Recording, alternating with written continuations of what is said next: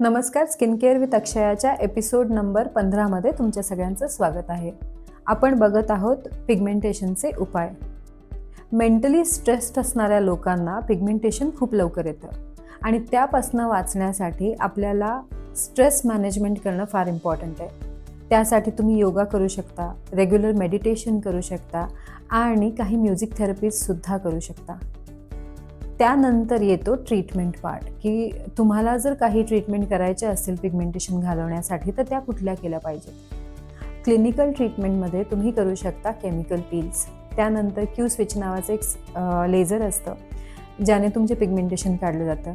आणि अजूनही काही ट्रीटमेंट्स आहेत जसं की PRP आहे किंवा डीप डर्माब्रेजन आहे. तर ह्या ट्रीटमेंटच्या साहाय्याने तुम्ही तुमचं पिगमेंटेशन कमी करू शकता.